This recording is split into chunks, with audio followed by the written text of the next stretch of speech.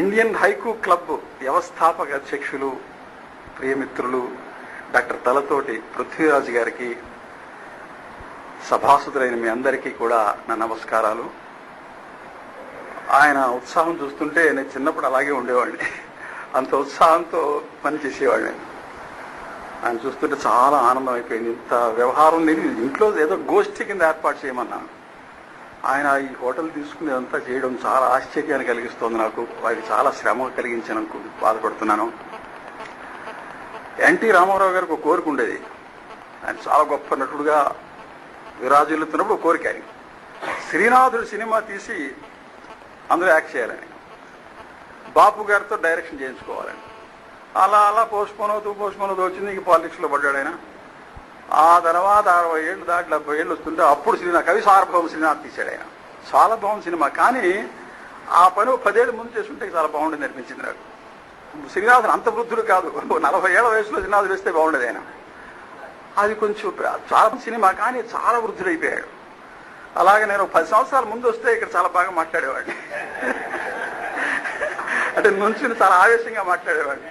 ఇప్పుడు కూడా నుంచుని ఒక అరగంట మాట్లాడగలను, కానీ ఇంటి దగ్గర మా ఆవిడ పర్మిషన్ ఇవ్వలేదు నాకు. కూర్చుని మాట్లాడితేనే వెళ్ళండి. నిన్న 2 గంటల నుంచి ఇవాళ 2 గంటల దాకా ప్రయాణం చేస్తూనే ఉన్నాను బెంగళూరు నుంచి వరుసగా. చాలా అలసిపోయాను. రాగానే భోజనం చేసి కాసేపు పడుకుంటాను, ఏ పని చేయలేను. 3 సంవత్సరాల కిందకు హార్ట్ అటాక్ వచ్చింది నాకు. అప్పటి నుంచి డల్ అయిపోయాను. అంతకుముందు పృథ్వీరాజు గారు ఇలాగే ఉండేవాడిని, అలా పనులు చేసేవాడిని. ఇప్పటికీ కూడా చేస్తున్నాను అనుకోండి, సాధ్యమైనంత మట్టుకి. జానపద కవిత్వాన్ని గురించి చెప్పమన్నారు. మనకి కవిత్వం నన్నయాదులు రాసినటువంటి లిఖిత సాహిత్యం ఉంది. ఆ లిఖిత సాహిత్యం కన్నా ముందుగానే జానపద సాహిత్యం పుడుతుంది. నన్నయ్య కంటే ముందు నుంచి కూడా పల్లెటూరులో రైతులు వాళ్ళు పనులు చేసుకుంటూ పాటలు పాడుకుంటూ, స్త్రీలు ఇళ్లలో పనులు చేసుకుంటూ పాటలు పాడుకుంటూ ఉంటే చాలా కాలంగా ఉన్నాయి. నన్నయ్య ముందు నుంచి ఉన్నాయి. అంటే ఒక పక్కన లిఖిత సాహిత్యం ఉంటే అంతకు ముందు నుంచి కూడా జానపద సాహిత్యం వస్తూనే ఉంటుంది. అది కాకుండా ఈ ఆధునికమైన సమస్యలు, మన బాధలు, మన గొడవలు, మన దరిద్రం, మన పాలిటిక్స్, ఇవన్నీ చెప్పే కవిత్వం ఉంది. దాని ఆధునిక కవిత్వం 20వ శతాబ్దం నుంచి ఆధునిక కందుకూరి వీరేశలింగం పంతులు గారితో ఆధునిక కవిత్వం వచ్చింది. కాబట్టి కవిత్వం మనకి నన్నయాదులు రాసిన లిఖిత సాహిత్యం ఉంది. ఇక్కడ దాన్ని ప్రాచీన సాహిత్యం అంటాం. ఆధునిక 20వ శతాబ్దం ఆధునిక సాహిత్యం ఉంది. ఇది కాకుండా పామరులు, ఏమీ అక్షర జ్ఞానం లేని వాళ్ళు నోటి మాటలుగా చెప్పుకునే కవిత్వం ఉంది. దాని గురించి చెప్పమన్నారు. శేషన్ శర్మ గారు ఏమంటారంటే, అసలు కవిత్వాన్ని జానపదం అని, ఆధునికం అని, ప్రాచీనం అని చెప్పకూడదు, కవిత్వం అంతా ఒక్కటే అన్నారు. అందుచేత కవిత్వం అంతా ఒక్కటే కాబట్టి ఆ ప్రాచీన సాహిత్యం, జానపద సాహిత్యం చెబుతూ ప్రాచీన సాహిత్యం, ఆధునిక సాహిత్యం కూడా కొంచెం చెప్తాను. లేకపోతే ఇది ఒకటే ఉంది, అది లేదనుకుంటాను. అన్నీ కలిపి కొంచెం చెప్తాను, కేవలం జానపదమే కాకుండా. అసలు ఈ కవిత్వం అంటే ఏమిటి, అసలు నేను మామూలుగా కవిత్వం అంటే ఏమిటి చెబుదాం అనుకున్నాను. ఆయన జానపదం చెప్పమన్నారు. కవిత్వం అంటే ఏమిటి అంటే ఏమిటో తెలియదు. కవిత్వం అంటే ఏమిటో మనకి కాదు, కవిత్వం రాసే కవులకే తెలియదు. కవిత్వం అంటే ఏమిటయ్యా చెప్పమంటే వాళ్ళు మళ్ళీ కవిత్వం చెప్పారు, కానీ కవిత్వం అంటే ఏమిటి చెప్పలే. ప్రపంచం ఒక పద్మవ్యూహం, కవిత్వం ఒక తీరని దాహం అన్నారు శ్రీశ్రీ గారు. ఖేయాసు ఎడారి లోపల ఒయాసిస్సు పొయిట్రీ అన్నాడు ఆరుద్ర గారు. ప్రపంచం అంతా ఖేయాసు ఎడారిలో ఉంది, పోతుంటే ఒయాసిస్ కనపడితే ఎడారిలో ఎంత సంతోషంగా ఉంటుందో, ఈ జీవితంలో కవిత్వం, మంచి కవిత్వం అంటే అంత ఆనందంగా ఉంటుంది. తిలక్ అనే కవి ఉన్నారు, మా తణుకులో ఉండేవారు. ఆయనతో ఒక 7 సంవత్సరాలు ఆయనతో శిష్యరికం చేశాను ఆయన దగ్గర. ఆయన కవిత్వం ఒక ఆల్కమీ, దాని రహస్యం కవికే తెలుసు. కాళిదాసుకు తెలుసు, పెద్దన్నకు తెలుసు, కృష్ణశాస్త్రికి తెలుసు, శ్రీశ్రీకి తెలుసు, మనకి తెలీదు అని ఆయన చెప్పాడు ఆయన. ఆ తర్వాత శేషేంద్ర శర్మ గారు కవిత్వం, ఓ శేషేన్, నీకు కవిత అంటే ఒక ద్రాక్ష, ఒక ఉత్ప్రేక్ష కలిపి తాపీగా లేని గుండెల్ని కాపీ కొట్టడం.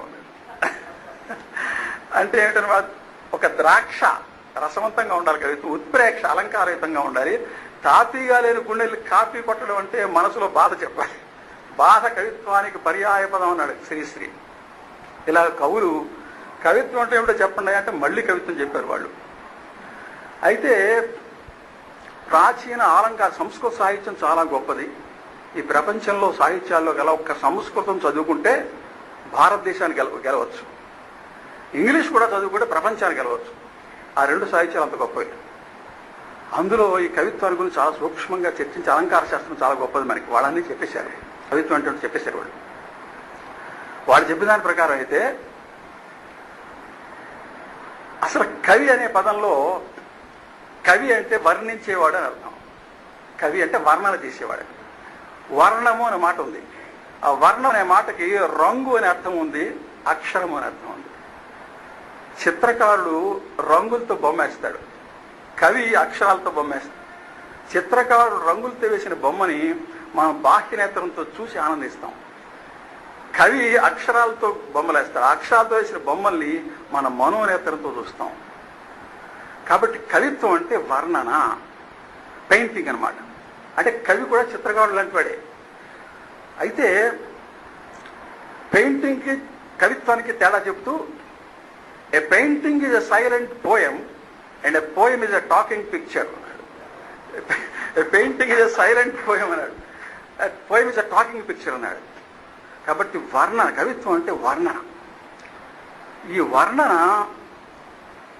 ఎట్లా ఉంటుందంటే వాడు ఎలా చేస్తాడంటే కవి వర్ణన అలంకారయుతంగా చేస్తాడు, రసవంతంగా చేస్తాడు, తర్వాత రమణీయార్థ ప్రతిపాదక శబ్దంతో చేస్తాడు, ధ్వనిగర్భితంగా చేస్తాడు, భావనా శక్తితో చేస్తాడు కవిత్వాన్ని. ఈ వర్ణన ఇన్ని రకాలుగా చేస్తాడు. అవి ఎలా ఉంటారు? ముఖ్యంగా అలంకారము, రసము, ధ్వని, రమణీయార్థం, భావనాశక్తి, వీటితో కలిపి వర్ణన చేస్తాడు. ఇవన్నీ కలిసి ఉంటాయి కానీ అలా చెప్పుకోవచ్చు మనం. ఈ వర్ణన కవిత్వం, కవి వర్ణన ఎట్లా చేస్తాడు దానికి ప్రాచీన సాహిత్యంతో ఉదాహరణ చెప్పచ్చు, ఆధునిక సాహిత్యం చెప్పచ్చు, జానపద సాహిత్యం చెప్పచ్చు. నాకు జానపద సాహిత్యం ఇచ్చారు కాబట్టి ప్రాచీన సాహిత్యం కూడా ఇవన్నీ రసము, అలంకారము, రసము, ధ్వని, రమణీయార్థము, భావనాశక్తి 5 పాయింట్లు ఉన్నాయి. 5 పాయింట్లు చెప్పాలంటే 5 గంటలు పడుతుంది. అందులో ఏవో 1-2 చెప్తాను. ముందు వర్ణన అంటే ఏమిటో చెప్తాను, ఈ వర్ణన ఎలా ఉంటుంది అని. అసలు కవిత్వం ఎలా ఉండాలో చెప్పాడు ఒక ఆయన. కవిత్వం అంటే ఏమిటో తెలీదు, వాళ్ళు అలంకారికులు చెప్పారు రసం అది ఉంటాయని. అయితే కవిత్వం ఎలా ఉండాలి అంటే సంస్కృతంలో త్రివిక్రమ భట్ అని ఒక ఆయన ఉన్నాడు. ఆయన నలచింపు అని కావ్యం రాశాడు. అందులో శ్లోకంలో ఏమన్నా అంటే కవిత్వం వీరుడు విడిచిన బాణంలా ఉండాలన్నాడు. వీరుడు విడిచిన బాణం వెళ్ళి ఎదురుకుండా ఉన్న శత్రువు గుండెలో గుచ్చుకుంటుంది, వాడు తలూపు చచ్చిపోతాడు. కవిత్వం కూడా ఎదుటివాడి గుండెల్లోకి వెళ్ళాలి, శ్రోత గుండెల్లోకి వెళ్ళి ఆహా తలూపాలి. అక్కడ వీరుడు వస్తే ఆహా అయ్యో చచ్చిపోతాడు వాడు, ఇక్కడ ఆహా సంతోషంగా తలూపాలి. అలా చేయకపోతే వాడు వీరుడు కాదు, వీడు కవి కాదన్నాడు. కిం కవేహ్య కావ్యేన కిం కాండేన ధనుష్మత పరస్య హృదయే లగ్నం నూర్ణయతి చిరహ. వీరుడు విడిచిన బాణంలా ఉండాలి కవిత్వం అంటేను. ఆ కవిత్వం ఎదుటివాడి గుండెల్లోకి చొచ్చుకుపోవాలి, ఆహా అని తలవుకోవాలి. వీరుడు బాణం అయితే అప్పటి బాధతో అయ్యో ఆహాకారాలు చేస్తూ చచ్చిపోతాడు, వీడు ఆహాతో తలవుపుతాడు. ఇద్దరు తలవుపాలి, తలవుపోతే వాడు వీరుడు కాదు, వీడు కవి కాదన్నాడు. దీన్నే నన్నెచూడను కవి 12వ శతాబ్దంలో ఈ శ్లోకాన్ని అందంగా పద్యంగా చెప్పాడు. ముదమున సత్కవి కావ్యము అదరున విలుకాని పట్టి నమ్మును పరహృద్భితమై తలయూపింపని అది కావ్యమే మరి పట్టినదియును శరమే అన్నాడు. అలాగా కవిత్వం ఆహా అని తలూపాలి, లేకపోతే కవిత్వం కాదు. అదే శేషశర్మ గారు అందులో నీకు మ్యాగ్నెట్ ఉండాలంట, దాన్ని లాక్కోవాలి, నేను ఆకర్షించాలంటాడు. దాన్ని సుదంటు మ్యాగ్నెట్ ఉండాలి, మ్యాగ్నెట్ లేకపోతే కవిత్వం కాదంటాడు ఆయన.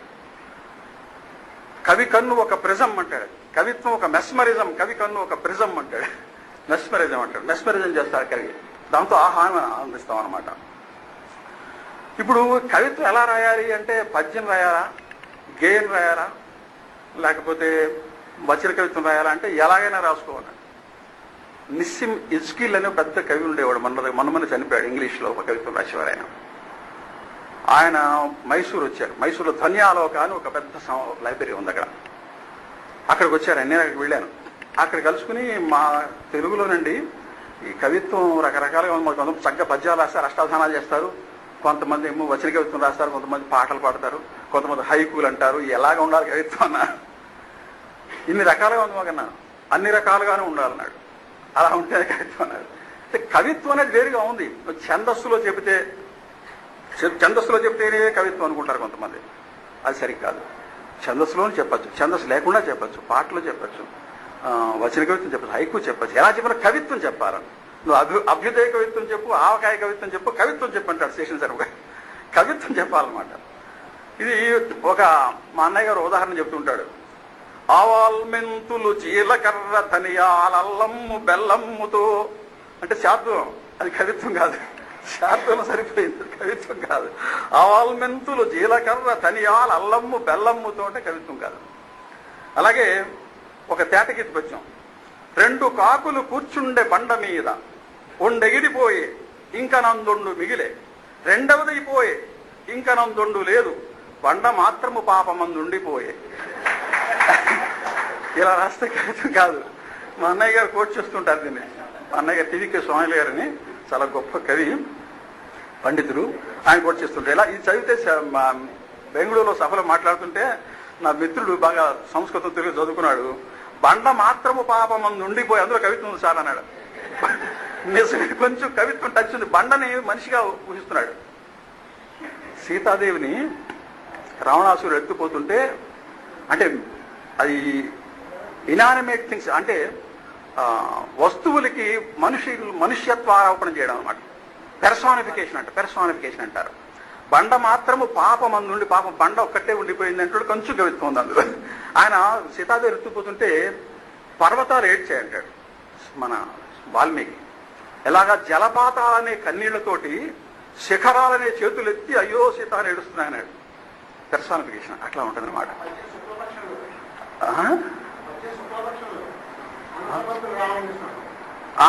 ఇదే అవునవునవును. ఆయన కృష్ణపక్షాన్ని ఏగుతూ చెప్పి మధ్యలో ఇలాగా కవిత్వం ఎలాగైనా ఉండొచ్చు, కానీ వీరుడు విడిచిన బాణంలో ఉండాలి కవిత్వం. ఆ హైకులు చిన్న చిన్నవి ఉంటాయి. ఎంతో ఆనందం. మన ఇస్మాయిల్ గారి హైకు చదువుతుంటే మతిపోతూ ఉండేది. చిన్న మాట 2 మాటలు చెప్పినా కూడా గుండెలోకి చొచ్చుకోవాలి, వీరుడు బాణంలో దిగాలన్నమాట. ఇలాగా ఈ వర్ణన గురించి 2 విషయాలు చెప్పాలి మీకు. మొట్టమొదట వర్ణన ప్రాచీన సాహిత్యంలో ఎట్లా ఉంటుంది, ఆధునిక కవిత్వంలో ఎట్లా ఉంటుంది, వర్ణన అనేది ఎలా చేస్తాడు కవి అని చెప్పేటప్పుడు మీకు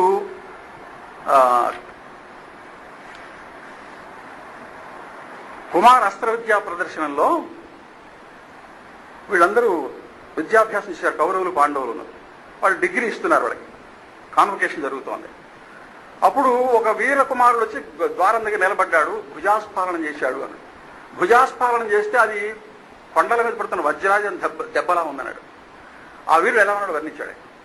అది చూస్తే అది మన మనోనేత్రాన్ని కనపడతాడు కర్ణుడు. అక్కడ సాలప్రాంసు నిజోజ్వల కవచు శశ్వత్ కుండలోద్భాసితున్ బాలార్క ప్రతిమున్ శరాసనధరున్ బద్ధోగ్ర నిస్త్రింశు శౌర్యాలంకారు సువర్ణవర్ణు కను కర్ణాఖ్యున్ జగత్కర్ణ పూర్ణాలోలద్గును చూచి చూపరు ప్రభూత ఆశ్చర్యులైరందరు.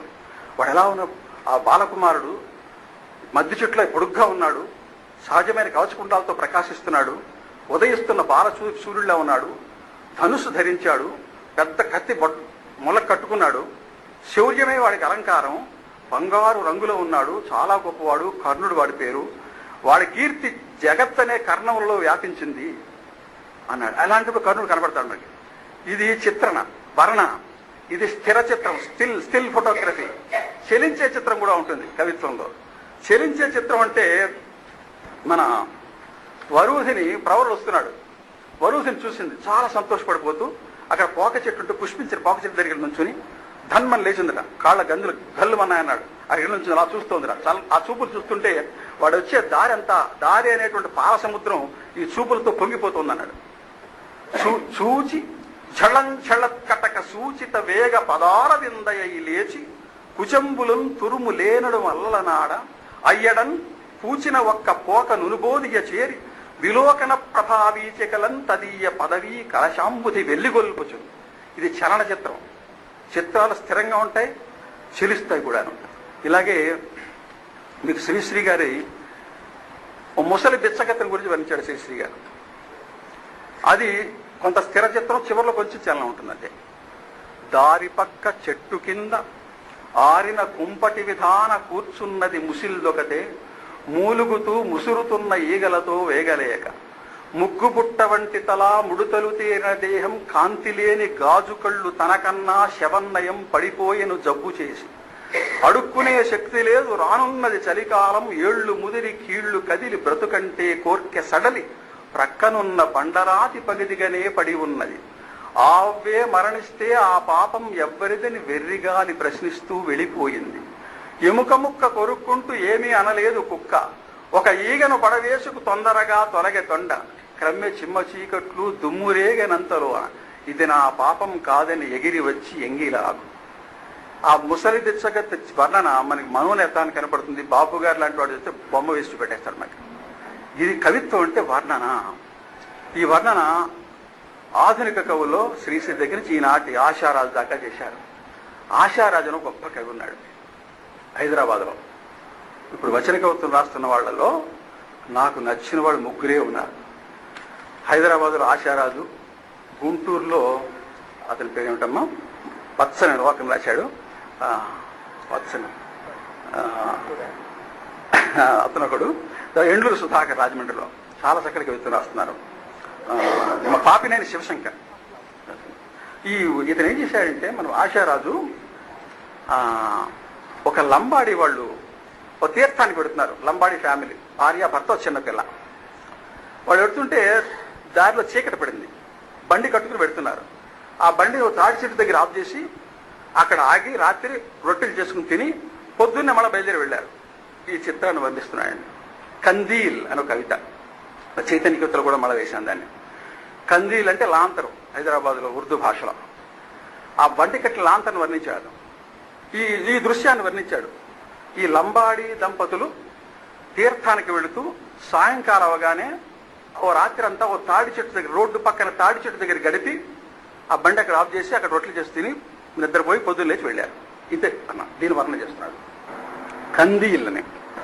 ఈ ఛందస్సులో ఉన్నంత మాత్రాన కవిత్వం కాదు, ఛందస్సు లేకపోయినా కవిత్వం ఉంటుంది, వచ్చిన కవిత్వంలో కూడా కవిత్వం ఉంటుంది అని చెప్తూ చిన్న పాటలు అండి, సినిమా పాటల్లో కూడా అద్భుతమైన కవిత్వం ఉంటుంది. కోట పొన్నయ్య గారిని గొప్ప ఎంపీ, 3 సార్లు ఎంపీ చేశారు ఆయన ఖమ్మం నుంచి. విశ్వనాథ్ సత్యనారాయణ గారి శిష్యుడు. దళిత్ దాంట్లో ఆయన పెద్ద చాలా గొప్ప లీడర్ ఆయన. ఆయన మా బెంగళూరులో ఉన్న బెంగళూరు వస్తుంటారు. ఆయన ఏదో మాట్లాడుతుంటే సుబ్బారావు గారు చూడండి అని చెప్పేసి ఆరుద్ర పాట రాసిన పాటలో రెండు ఒక లైన్ చెప్పారు ఆయన. ఆశ్చర్యం ఇస్తుంది అనమాట. సీతారామ కళ్యాణంలో సీతను అలంకరిస్తున్నారండి. అలంకరిస్తుంటే ఆ చెలికత్తెలు అంటున్నారు, నీలిమేఘుడే నిండిన కనులకు కాటుక ఏలమ్మ అన్నారు. ఎంతసేపు సీతనే రాముడు తలుచుకుంటాడు సీతాదేవి. ఆ నీలిమేఘుడు ఆవిడ కళలు నిండిపోయాడు, ఇంకా కాటుక పడ్డా ఎందుకుంటున్నారు. పూర్ణ సినిమా పాటలు కూడా అంత మంచి కవిత్వం ఉండేది పూర్వం, ఇప్పుడు కాదని. కందీలని ఆశారాజు చిత్రణం.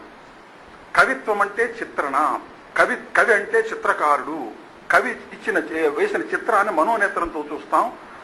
బాపు లాంటి వారు చిత్రకారుడు వేస్తే బాహ్యనేత్రంతో చూస్తాం. ఈ కందీల్లో ఒక లంబాడి దంపతులు ఎలా ఉన్నారో చెప్తున్నాడు. సాయంకాలం వర్ణిస్తాడు, మన ఉదయం వర్ణన, సాయంకాలం నుంచి ఉదయం దాకా వర్ణన. షామియానా వేస్తే ఎట్లా ఉంటుంది, సాయంత్రం కూడా అట్లా ఉంది.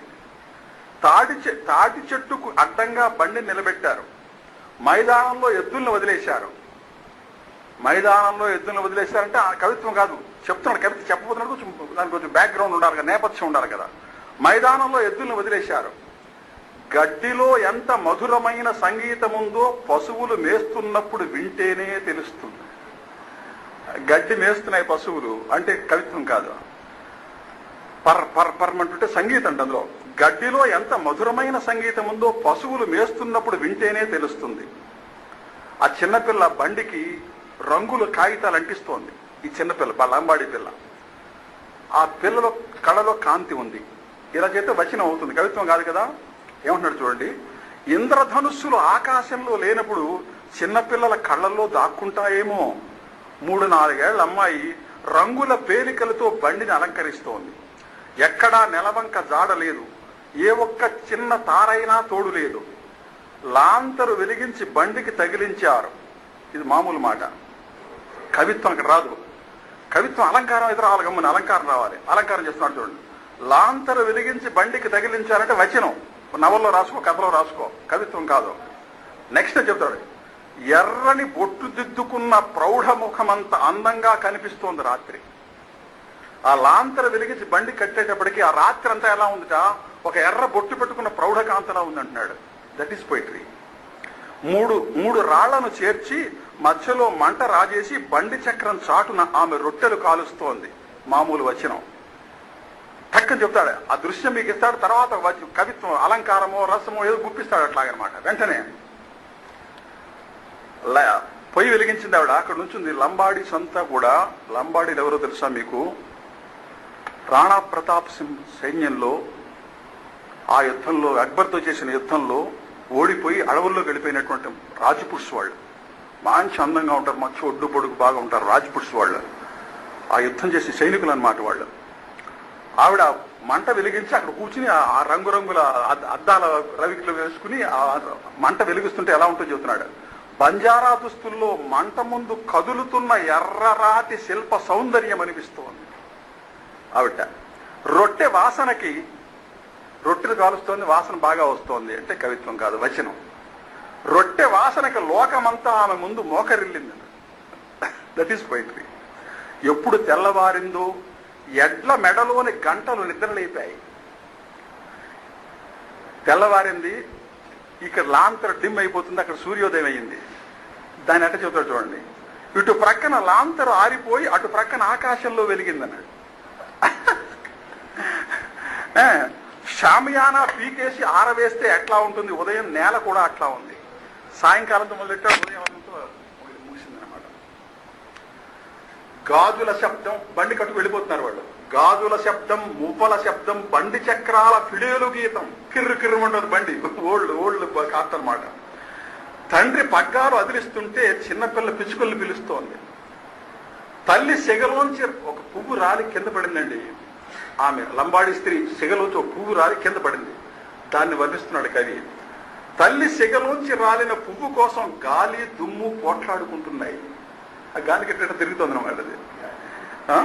బండి వెళ్ళిపోతుంటే బాట ప్రక్కన తాటి చెట్టు చిన్నపోయింది. This is poetry. ఒక వర్ణన, ఒక చిత్రం. ఆ చిత్రం మన మనోనేత్రానికి కనబడుతుంది అన్నమాట. ఇట్లాంటి చిత్రాలు ఆశారావు చదువుకున్నాడు. ఏమీ చదువుకోని జానపదులు, అక్షరజ్ఞానం లేని వాడు కూడా అటువంటి చిత్రాలు తీస్తాడు. శ్రీనివాసుడు రాశాడని చెప్తారు మనకి, అది తర్వాత చెప్తాం. పోనీ మొట్టమొదటి ఏమిటంటే రాత్రి, డెడ్ నైట్. డెడ్ నైట్ ను వర్ణిస్తున్నాడు జానపద కవి. ఏమి చదువుకుని జానపద కవి కూడా ఇలా వర్ణిస్తాడు. ఈ రాత్రిని అనేక జాములుగా విడదీస్తారు. ఒక జాముకి గాంధారి వేళ అని పేరు. డెడ్ నైట్, 12 o'clock 1 o'clock అనమాట. దాన్ని నిశ్శబ్దపూరితమైన అర్ధరాత్రి వర్ణన జానపద కవి చేస్తున్నాడు. కలికి కలికి ఏళా గాంధారి ఏళా, కలికి కలికి ఏళా గాంధారి ఏళా, రాయి రాయి కరిగే ఏళా, మాను మాను ఉరిగే ఏళా. రాయి రాయి కరగడం ఏంటి? That is poetry. పోయిటరీ అంటే మామూలు భాష కాదు కవిత్వంలో ఉపయోగించేది. ఒక మామూలు భాష కంటే అతీతమైన భాష. రాయి కరగడం ఏమిటి? వెన్న కరుగుతుంది, కానీ కవిత్వంలో రాయి కరుగుతుంది. అది పొయిటిక్ డీవియేషన్ అంటాడు లింగ్విస్టిక్స్ లో. రాయి రాయి కరిగే ఏళా, మాను మాను ఉరిగే ఏళ, బావుల్లో నీళ్లు నిద్రపోయే ఏళ. భావనాశక్తి. Poetry is expression of imagination. Poetry is expression of imagination అన్నాడు. మనుషులు నిద్రపోతారు, నీళ్లు నిద్రపోతాయా? అర్ధరాత్రి పగలంతా తోడుకుంటుంటే నీళ్లు శబ్దం అవుతాయి. రాత్రి ఎవరు తోడరు కాబట్టి నిశ్శబ్దం. ఆ నీళ్లు నిద్రపోతున్నట్టుగా కనపడదు. బావుల్లో నీళ్లు నిద్రపోయేలా, కొరివి దెయ్యాలు కొట్లాడేలా, బసవదేవుడు మేత మెయ్యని ఏళ. ఎద్దులు కూడా గడ్డి తినకుండా పడుకుంటాయి అనమాట.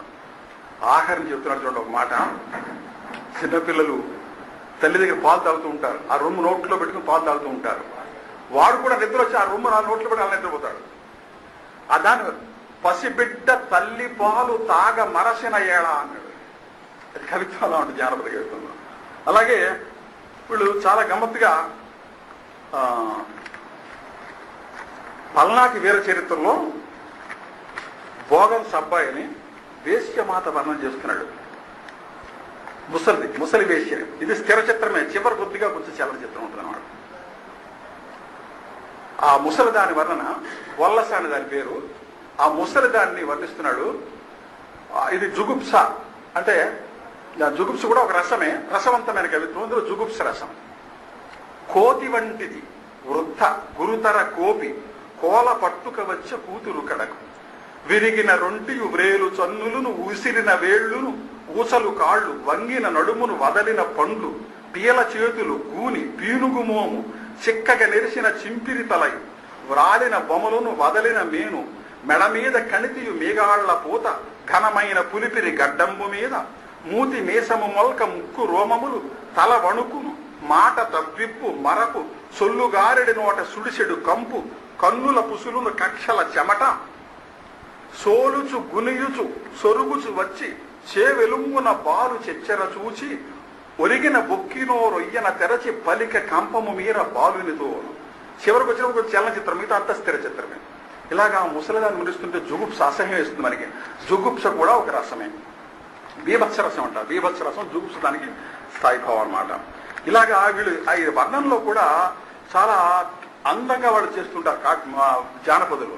ఒక వీరుణ్ణి వర్ణించేటప్పుడు కోపాన్ని చెప్పాలనుకోండి, ఆగ్రుడై మండి అంటాడు. ఎర్రని గుడ్లకు ఎక్కే కోపములు తెల్లని గుడ్లకు తెచ్చే రకతము కుడిమీస ముడివేసి గుడ్లెర్ర చేసే పెటపెట పండ్లు పేటార్చి కొరికే అంటాడు కోపం. నవ్వుని చెప్పేటప్పుడు జానపద సాహిత్యంలో అళ్ళున నవ్వి గళ్ళున నవ్వి సిత్తారి నోటితో చిక్కున నవ్వే బంగారి నోటితో పక్కున నవ్వే చెక్కిట భాగాలు చెదరంగా నవ్వే. తాంబూలు వేసుకుంటే ఆ వక్క బయటకు వచ్చి చెదిరిపోయేటం నవ్వేటవాడు. చెక్కిట భాగాలంటే వక్కలు. చెక్కిట భాగాలు చెదరంగా నవ్వే పుక్కిట వీడెము పుకిలించి నవ్వే. స్త్రీల శోకాన్ని వర్ణించేటప్పుడు కూడా జానపదులు ఏం చేస్తారంటే, కుడికంటి ఉదకాలు కుంభవర్షములాయ ఎడమ కంటి ఉదకాలు ఏరులై పారే అని వర్ణిస్తారు. ఈ వర్ణన ఎక్కడొచ్చినా ఒకలాగే ఉంటుంది. అది ఒక దాన్ని ఏమంటారంటే కామన్ ప్లేస్ అంటారు. ఎక్కడొచ్చినా అలాగే వస్తుంది వర్ణన. దాన్ని అభివర్ధిత దాన్ని వారానువర్తనము అని తెలుగు చెప్పచ్చు. వలవల కన్నీరు వల పొయ్య సాగే ముత్యపు కన్నీరు ముక్కంటరాల్చి పగడపు కన్నీరు పలు వరుస జారే నడుము నక్కున విరిగి నేలకు ఒరిగే. ఇలాగా జానపదులు కూడా ఎంతో అందంగా చెప్తారు. అయితే కవిత్వంలో అలంకారం చాలా ముఖ్యమైనది. అలంకారం లేనిదే కవిత్వం లేదు అంటారు శేషేంద్ర శర్మ గారు. ఎందుకంటే కావ్యం గ్రాహ్యం అలంకార, కవిత్వాన్ని అలంకారం వల్ల తెలుసుకుంటాం అన్నాడు. అలంకారం లేకపోతే కవిత్వం కాదు. ఈ అలంకారంలోంచే మీకు మళ్ళా చెప్పినట్టు భావనా శక్తి, రమణీయార్థం అన్ని అలంకారంలోంచే వస్తాయి. అతిశయోక్తి చేస్తే అలంకారం అతిశయోక్తి అయితే అది రమణీయార్థం అవుతుంది. ఉత్ప్రేక్ష అలంకారం వాడితే అది భావనా శక్తి, ఇమాజినేషన్ వస్తుంది అనమాట. అటువంటి అలంకారం లేకుండా కవిత్వం చెప్పలేరు, ఎవరూ చెప్పలేరు. ఒకసారి భోజ మహారాజు దగ్గరికి కవులు వెళ్తుంటే ఆయన బాగా అందరికి గౌరవం చేస్తున్నాడు. కవులకు లక్షలు ఇచ్చేస్తున్నాడు. పండితులకి ఏదో కొద్దిగా ఇస్తున్నాడు ఆయన. పండితులు కూడా కవిత్వం చెప్పాలనుకుని ఓసారి కూర్చుని ధారానగరానికి వచ్చారు పండితులతో కొంతమంది. కవిత్వం రాద్దామని అనుష్టుప్పు ఛందస్సులో 4 పాదాలు ఉంటాయి, 8 అక్షరాలు, 432 అక్షరాలు ఉండాలి. 2 8 రాశారు వాడు. ఏమని? భోజనం దేహి రాజేంద్ర ఘృతసూప సమన్వితం అని రాశారు. ఓ భోజరాజా మాకు భోజనం పెట్టు, పప్పు అన్నంతో భోజనం పెట్టు అన్నారు. ఇంకా తర్వాత ఇంక 2 లైన్లు రావట్లేదు వాళ్ళకి. అప్పుడు ఆ గుళ్ళో కూర్చొని రాస్తున్నారు. కాళిదాసు వచ్చాట అక్కడికి. ఏమిటో అవస్థపడుతున్నారు వాళ్ళు. కాళిదాసు అని తెలియదు వాళ్ళకి. ఏమిటంటే ఇలా రాస్తున్నామని కవిత్వం 2 లైన్లు వచ్చిన మిగతా 2 లైన్లు రావట్లేదు అన్నాడు. రాసుకోండి చెప్తా అన్నాడు. మాహిషంచ శరచంద్ర చంద్రికా ధవళం దధి అంటే అది గేదె పెరుగుతో అన్నం పెట్టు, ఆ గేదె పెరుగు ఎలా ఉండాలి? శరత్కాలపు వెన్నెల్లా ఉండాలి తెల్లగా, అటువంటి పెరుగుతో అన్నం పెట్టని. వీళ్ళు వెళ్ళారు, అక్కడికి చదివారు శ్లోకం. భోజనం దేహి రాజేంద్ర ఘృతసూప సమన్వితం మాహిషంచ శరత్చంద్ర చంద్రికా ధవళం దధి. 4 లైన్కి 4 లక్షలు ఇస్తారనుకున్నారు వీళ్ళు. 2 లక్షలు అన్నాడు ఆయన. ఎందుకంటే వీళ్ళు మొదటి 2 లైన్లో కవిత్వం లేదు, మిగతా 2 లైన్లకి 2 లక్షలు. అంటే అలంకారం లేదు. పప్పు అన్నంతో అన్నం పెట్టాయా అంటే అలంకారం కాదు. పెరుగుతో అన్నం పెట్టిన అలంకారం కాదు. శరత్కాలపు వెన్నెల వంటి తెల్లటి గడ్డ పెరుగుతో అన్నం పెట్టంటే కవిత్వం అనమాట. అలాగే కాళిదాస్ కూడా వారం సీతాదేవి ఎడమ కన్ను అదిరింది అంటే కవిత్వం కాదు. ఎట్లా కవిత్వం అది కాదు. దానికి ఒక చమత్కారం ఉండాలి కదా, ఒక అలంకారం ఉండాలి కదా. ఆవిడ ఏడుస్తోంది, కన్ను ఎర్రగా ఉంది. అందుకని ఏమన్నా అంటే సరస్సులో తామర పువ్వు ఉంటుంది, ఆ తామర పువ్వు చేపలలా తిరుగుతూ ఉంటాయి, ఆ కాడ కొడుతుంది టక్కమనేది, ఈ కాలింగ్ బెల్ కొట్టినట్టుగా టక్కమంటే అదిరుతుంది పువ్వు. చేప దెబ్బ తిన్న ఎర్ర తామర పువ్వులా అదిరిందన్నాడు ఆయన. చాలా అందంగా ఉన్న సీతాదేవి కన్ను, చాలా అందమైన కన్ను, కనుబొమ్మ చక్కగా ఉంది, మంచి జుట్టు ఆవిడికి, ఈ కన్ను అదిరింది. తస్యా శుభం వామమరాళ పక్ష్మరాజీవృతం కృష్ణ విశాల శుక్లం ప్రాస్పందతైకం నయనం సుకేశ్యా మీనాహతం పద్మమివాభితామ్రం. చేప దెబ్బ తిన్న ఎర్ర తామర పువ్వులా అదిరింది సీతాదేవి కన్ను. అంటే కవిత్వం అవుతుందన్నమాట. వచ్చి వేసవి కాలాన్ని తలుచుకుంటే గుండె కందిపోతుందిట, వేసవి నోటితో పలికితే నోరు పొక్కిపోతుందిట, ఇలా చూస్తే కళ్ళు రెప్పలు మాడిపోతున్నాయి. ప్రళయకాలంలో అగ్నిలో ఉంది ఎండ అన్నాడు. మీ అందరికీ అనుభవం కదా, 50 డిగ్రీలు వచ్చేస్తుంది కదా. నాకు తెలియదు, మాకు మ్యాక్సిమం 38 బెంగళూరులో. అది వస్తే అయ్యబాబు అంటారు. ఇక్కడ ఇదేమిటా మా ఆంధ్రాన్ని చూపెడతాను. 38 డిగ్రీలు వస్తే బెంగళూరులో అబ్బా ఎంత ఎండగా ఉందంటారు వాళ్ళు. ఇదేమిటా మా దేశం రెడ్డి చూపెడతాను మీకు 50 డిగ్రీలు ఉంటుందని చెప్పి. తలచిన డెందము కందును, వేసవి కాలం ఎండ ఎలా ఉందో నన్నెచూడ మహాకవి చెబుతున్నాడు కుమార సంభవం కావ్యంలో. తలచిన డెందము కందును పలికిన నోరెల్ల పొక్కు ప్రభసూచిన రెప్పలు కమరుననగా పటుతర విలయానల భాతి ఎండ వేసవి కాచన్. ఇలా అలంకారం ఇలా ఉండాలి. ఈ అలంకారంలో ఇక చాలా చాలా ఉన్నాయనుకోండి. అలంకారం వీళ్ళు కూడా జానపద కవులు కూడా అలంకారం లేకుండా కవిత్వం చెప్పరు. సర్వాయి పాపడు అని ఒక మహావీరుడు, ఆ వీరుడు గోల్కొండ మీదకి వెళ్ళి యుద్ధానికి వెళ్ళి గోల్కొండను జయించాడు, కొన్ని రోజులు పరిపాలించాడు.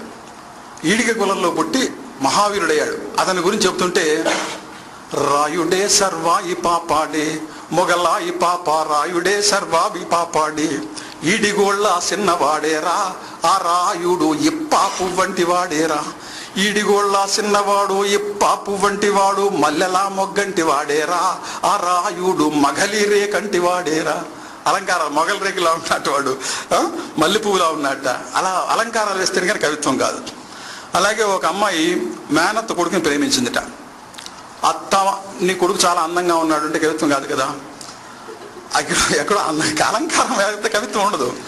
అత్తమ్మ నీ కొడుకు సుక్కల్లో సెందురుడు, అత్తమ్మ నీ కొడుకు సుక్కల్లో సెందురుడు నాగుబాము నడుమోడు నన్నడిగి నాడే. నాగుబాము నడుమోడు ఉంటుంది. అలాగే స్త్రీలు పాటలు పాడుతుంటే పిల్లవాడిని గురించి పాడుతూ ఈ పిల్లవాడిని మేనమ్మ పుట్టింటి తలుచుకుంటారు. వాళ్ళకి పుట్టింటి తలుచుకుంటే చాలా గర్వం స్త్రీలకి. కందికాయల వంటి కనుబొమల వారు మిరపకాయల వంటి మీసాల వారుట. వీళ్ళు అబ్బాయి మేనమామలు కందికాయల వంటి కనుబొమల వారు మిరపకాయల వంటి మీసాల వారు. ఇలాగా జానపదులు కూడా ఎంతో అందంగా. దొరవారి నరసింహారెడ్డి నీ దొరతనము కూలిపోయే రాజా నరసింహారెడ్డి దొరవారి నరసింహారెడ్డి. కుందేరు గట్టులెంట కొయల్కుంట గుట్టలెంట కుందేరు ఒడ్డులెంట గుర్రమెక్కి నీవు వస్తే కుంపిణీకి గుండె దిగులు దొరవారి నరసింహారెడ్డి. అలాగా ఒక అలంకారంతో అద్భుతంగా చెప్తారు జానపదులు కూడాను. అర్థాలుంటాయి. ఆ అర్థాలు మామూలు అర్థం వస్తే వచనం అవుతుంది, అందమైన అర్థం వస్తే కవిత్వం అవుతుంది. ఎలాగంటే కృష్ణదేవరాయలు కంచి వెళ్ళాడు.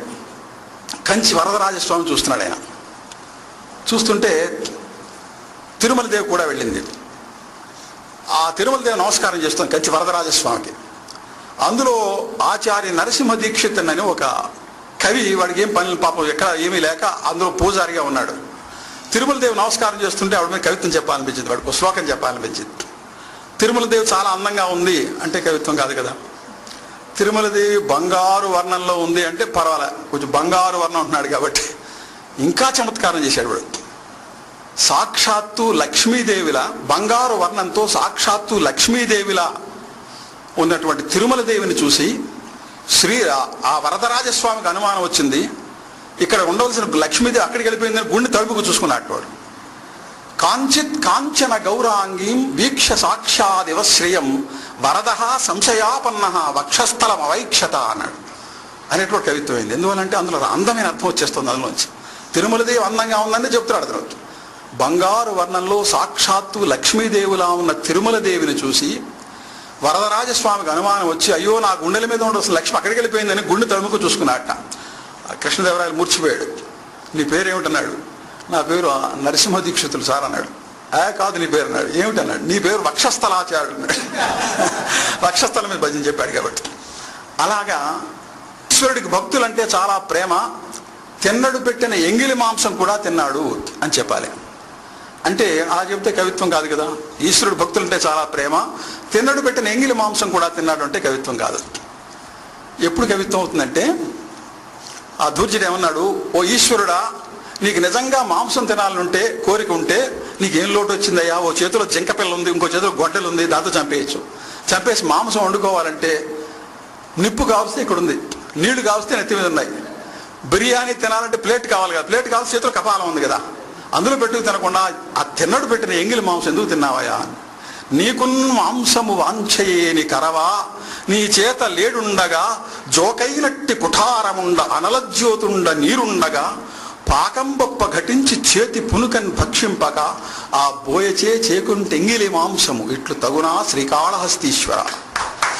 అది కవిత్వం అన్నమాట. అలాగే పొయ్యిగా మారిపోయింది. అంతవరకు బాగానే ఉంది. నా దేహమే ఒక చెరుకు పొయ్యిగా మారిపోయింది, నన్ను కుట్టిన దోమ కూడా తేనెటీగా ఎగిరిపోయింది. ఎంత బాగుంది. అలాగే గద్దరు పాటలు రాస్తుంటాడు. పాటలు రాస్తుంటే తాగుబోతు మొగుడు చిత్తకూడేస్తాడు. తాగుడు మీద వ్యతిరేకంగా పాటలు రాశాడు. చాలా అద్భుతమైన పాటలు రాశాడు ఆయన. మా కొద్ది తెల్ల దొరతనము బాబు, మా కొద్ది తెల్ల దొరతనము, గరిమల శిష్టానికి పాట ఉందిగా, ఆ స్టైల్ తీసుకున్నాడు.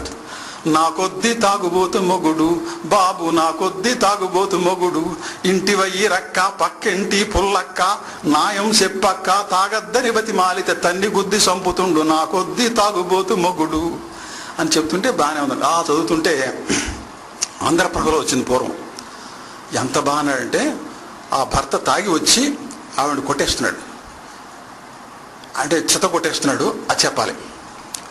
తన్నులు తినని రోజు తలరాతలో రాసి లేదు, తన్నులు తినని రోజు తలరాతలో రాసి లేదు, కొండ నాల్కె మీద తప్ప దెబ్బ తినని చోటు లేదు. అంత అద్భుతంగా రాస్తాడు. ఇట్లాంటివి గోల్కొండ మీద యుద్ధానికి వెడుతుంటే వీరులు యుద్ధానికి వెళ్ళేటప్పుడు కానీ, యుద్ధం నుంచి తిరిగి వచ్చేటప్పుడు కానీ త్రాగుతారు. దాని వీరపానం అంటారు. ఆ త్రాగుండే వీరపానం అంటారు. వీడు గోల్కొండ మీద యుద్ధానికి వెడుతూ వీరపానం చేయాలని వెళ్ళాట. వాడు మేనత్ కొడుకు ఇంకా ప్రొఫెషన్లో ఉన్నాడు, కళ్ళు అమ్ముతున్నాడు. వాడి దగ్గరికి వెళ్ళి, నీ దగ్గర ఏమేమి వెరైటీస్ ఉన్నాయన్నాడు. అంటే వాడు వెరైటీస్ చెప్పకుండా ఏదో జిన్ను రమ్ము అని చెప్తే పర్వాలేదు, వాడు అలా చెప్పకుండా దాని ఎఫెక్ట్ చెప్తున్నాడు. ఏ కళ్ళు ఉందంటే, మాట్లాడే కళ్ళు ఉంది, మైకమెత్తే కళ్ళు ఉంది, నిద్రపోయే కళ్ళు ఉంది, జూదమాడే కళ్ళు ఉంది, దోవ నడిచే కళ్ళు ఉంది, జగడమాడే కళ్ళు ఉంది. అంటే ఈ వెరైటీస్ నాకేమొద్దు, నేను గోల్కొండ మీద యుద్ధానికి వెళ్తా, నాకు నరుకులాడే కళ్ళు కావాలన్నాడు. అంటే ఆ వెరైటీ మన దగ్గర లేదురా బ్రదర్ అన్నాడు. అంటే వాడు ఒక తాపు తన్నట్ట, వేరే రాస్కెల్ మంచి బ్రాండ్ పెట్టలేదు, నువ్వు స్కాచ్ విస్కీ కావాలి నాకు, ఇలా చేసేవాడు తన్ని. ఆ తర్వాత తాడి చెట్టు దగ్గరికి వెళ్ళి, వాడు జానపదుల భావన చూడండి, భావనాశక్తి. తాడి చెట్టు దగ్గరికి వెళ్ళి, నాకు నరుకులాడే కళ్ళు పోయానట. పాపని యొక్క పేరు చెప్పితే ఊరబిచ్చుక ఊరు చేరదు, పొట్టి పిచ్చుక పొలము చేరదు, గుర్రాలు గుగ్గిళ్ళు తినవురా, వాడేటంటే పసిపిల్లలు పాలు తాగరురా అని చెప్తాడు. వాడు భయపడిపోయి తాడి చెట్టు అలా వంగి వాడి నోట్లో కళ్ళు పోసింది. నరుకులాడే కళ్ళు. పాపడు చాలా పవర్ఫుల్ కళ్ళు తాగాడని చెప్పాలి. దానికి వాడు జానపది అంత అందంగా చెప్తున్నాడు చూడండి. పాపడు తాగేటి కళ్ళు ఏ తాటి తాటి కళ్ళు, పాపడు తాగేటి కళ్ళు ఏ తాటి తాటి కళ్ళు, ఏలు పెడితే ఏలు తెగును, కాలు పెడితే కాలు తెగును, కత్తి పెడితే కత్తిరించాలే, ఆ కల్లో కత్తి పెడితే కత్తిరించాలే. పాపడు తాగేటి కళ్ళు ఏ తాటి తాటి కళ్ళు, ఏలు పెడితే ఏలు తెగును, కాలు పెడితే కాలు తెగును, కళ్ళు మీద బొరుగు తీసి పచ్చగడ్డి పైన వేస్తే అగ్గిలేక దగ్గున మండూరా, ఆ కల్లో అగ్గిలేక దగ్గున మండూరా. ఇలాగా చాలా అద్భుతమైనటువంటి వర్ణనలు జానపదులు కూడా చేస్తారు. జానపదులు కూడా రసవంతంగా కవిత్వం చెబుతారు, అలంకారాలతో కవిత్వం చెబుతారు. సువ్వన్ని నేనొక్క పోటేసితేను చొక్కళ్ళు పెక్కటిలు సూరన్న కథలు, హస్సన్ని నేనొక్క పోటేసితేను ఆకాశం కథలు ఆరాజు కథలు అని ఇలాగా స్త్రీల పాటల్లో కూడా ఎంతో అందమైన భావాలు ఉంటాయి అని చెబుతూ, అదే చెప్పాను కదా, ఎన్టీ రామారావు గారు ముసలితనంలో శ్రీనాథుడు వేసినట్టుగా నాకు హార్ట్ అటాక్ వచ్చాక 70 ఏళ్ళు వచ్చాక మీరు పిలిచారు, అలాగే ఆయనలాగే ఏదో కొంచెం యాక్ట్ చేశాను చెబుతూ, ఒక 10 ఏళ్ళ ముందు వస్తే నుంచి చాలా ఆవేశంగా చెప్పేవాడిని. ఈ మా పిల్లలు కూడా వినివారు అస్తమానం, అది ఇంటికి వెళ్తే కూడా వదలరు, సర్వాయి పాపలో పాటలు పాడమంటారు. బాగా పాడేవాడిని. ఇప్పుడు ఆరోగ్యం ఇక లేదు, అయినా కూడా ఏదో నాకు తోచిన మాటలు రెండు చెప్పాను. నాకు ఈ అవకాశాన్ని కల్పించినటువంటి ప్రియమిత్రులు తలతోటి పృథ్వీరాజ్ గారికి, విన్నటువంటి పెద్దలు మీరందరికీ కూడా నమస్కరిస్తూ సెలవు తీసుకుంటున్నాను.